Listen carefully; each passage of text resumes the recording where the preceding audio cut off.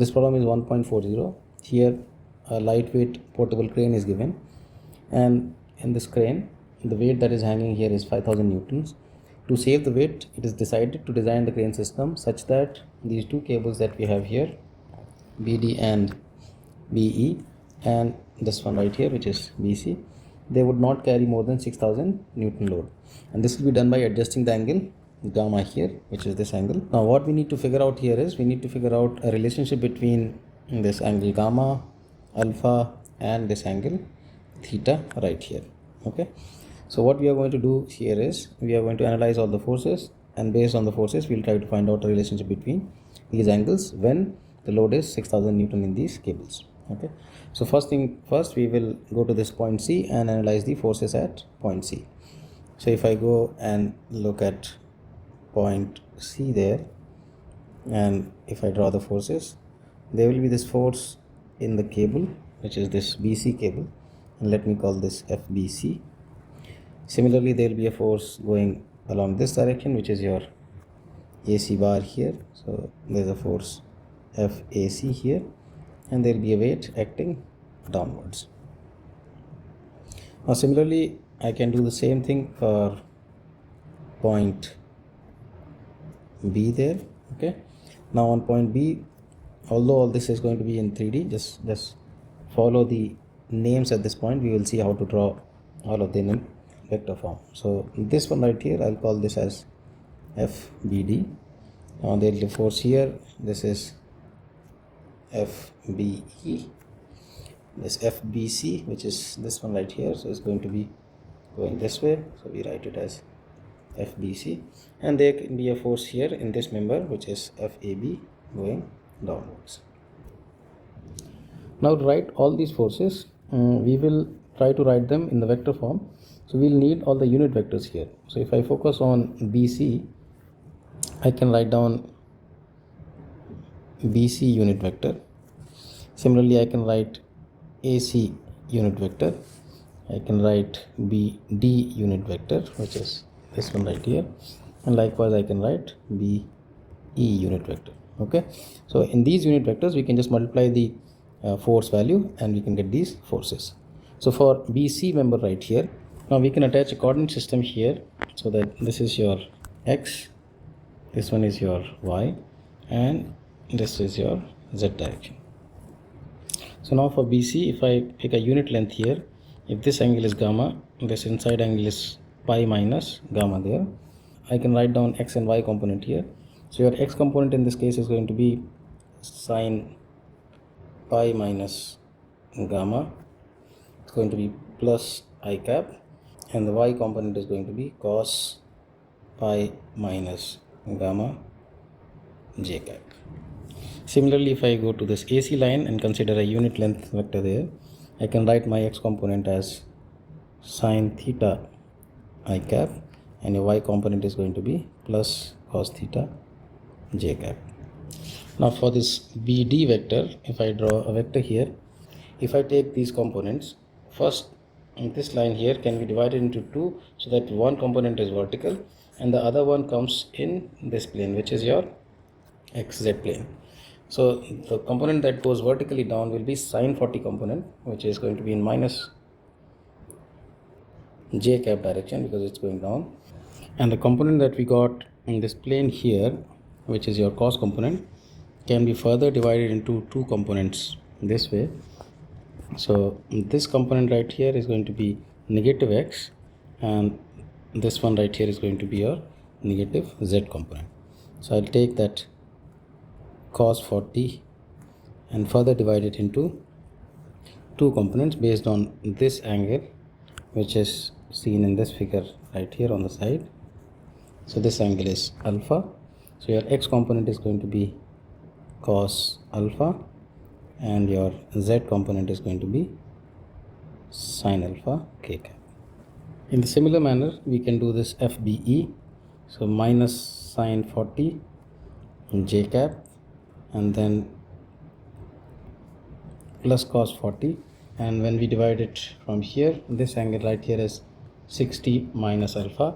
So vector that's going in this direction will have a negative X component but positive k cap component. So your cos 60 minus alpha I cap. This is going to be a negative sign, and this cos 40 still multiplies with that, plus sin 60 minus alpha k cap direction.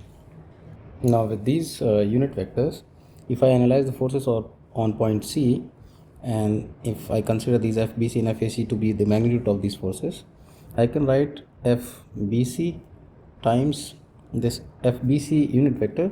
But since at C this force is going to be pointing this way, this unit vector will be written as a minus BC hat, because the direction is going to be opposite. Similarly, your FAC force with the unit vector minus AC hat, and your weight W is going to be minus W J cap equals to 0. So when I substitute these equations there, you get FBC, and this equation right here, when you simplify that, pi minus gamma will become minus sine gamma I cap plus cos gamma J cap. Similarly, the second one is going to be minus FAC sine theta I cap plus cos theta J cap minus W equals to 0. So I can compare the I components here. So minus FBC sine gamma minus FAC sine theta equals to 0, and your Y component, which is FBC cos gamma minus FAC cos theta minus W equals to 0. So from these two equations, I can solve the value of FBC, and this comes out to be W sine theta over sine gamma minus theta. Similarly, we can do this process for point B, and for point B, if we do the same, we can write an equation which says FBD, an unknown magnitude, times BD unit vector plus FBE times BE unit vector, then FBC times BC unit vector, and the member force FAB, that is going to be in minus J cap direction, equals to 0. So from this equation, we will focus on two components. One is your I cap, the second one is your K cap. So in I cap component, if you go for FBD, we are going to get FBD times minus cos 40 cos alpha. FBE is going to give you plus FBE into minus cos 40 cos 60 minus alpha. Your FBC here will bring this term, so it's going to be plus FBC sine gamma equals to 0. And similarly for the K cap term, we are going to get FBD, and this is the term we have to focus on. So minus cos 40 sine alpha plus FBE plus cos 40 sine 60 minus alpha equals to 0.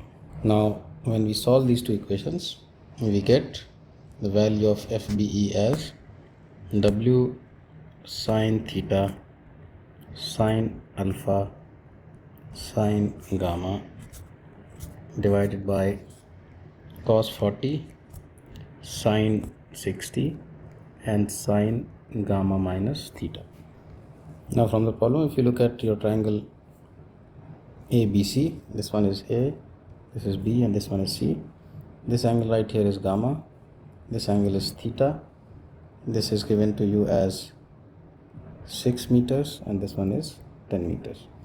So from this triangle, you can see that opposite angles, which are 6 meters divided by this angle, which is going to be